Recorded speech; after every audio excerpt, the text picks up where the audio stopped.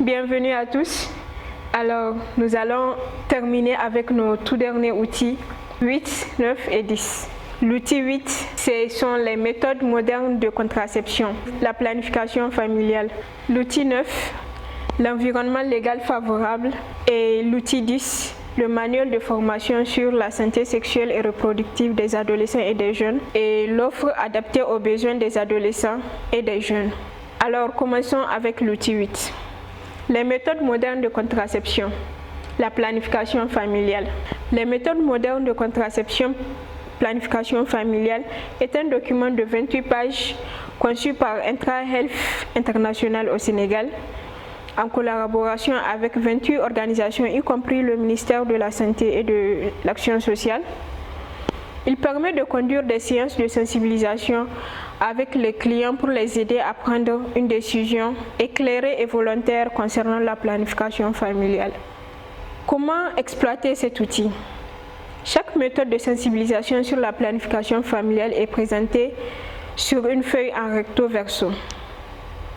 La page recto, orientée vers le client, contient des images et des points clés à retenir. La page verso, orientée vers la personne qui conduit la séance de sensibilisation, contient les points importants à aborder pendant les échanges avec le client. Chaque méthode de planification familiale est abordée en 5 points essentiels.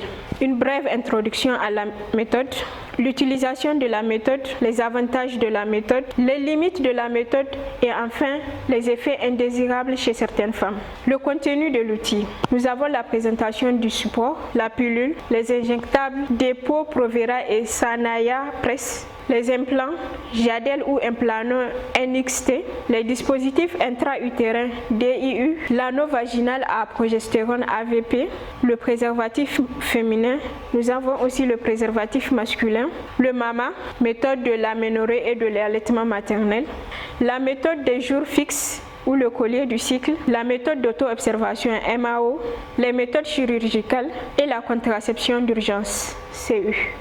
Cet outil est à retrouver sur notre site ci-après. L'outil 9, l'environnement légal favorable. Alors, l'environnement légal favorable est un document de 9 pages conçu par TCI Université et fait partie de son dé d'outils sur le plaidoyer pour la santé sexuelle et reproductive des adolescents. Comment exploiter cet outil? Un gestionnaire de programme projet DSSR peut, dans ses initiatives de plaidoyer en faveur des DSSR, examiner les 24 recommandations à l'intention des décideurs, des gestionnaires, des prestataires de soins et d'autres parties prenantes pour retenir celles qui sont pertinentes pour ces initiatives de plaidoyer. Il peut également examiner et prendre en compte l'incidence sur la prestation de services de santé et de la reproduction pour chacun des 9 domaines du droit. Quels sont les avantages de l'environnement légal favorable? Comment la mettre en œuvre? Quelles données probantes existent? Conseils utiles, défis, outils liés à l'approche et ressources du pays. Retrouvez également cet outil sur notre site. L'outil 10, manuel de formation sur la santé sexuelle et reproductive des jeunes et l'offre des services adaptés aux besoins des adolescents et des jeunes.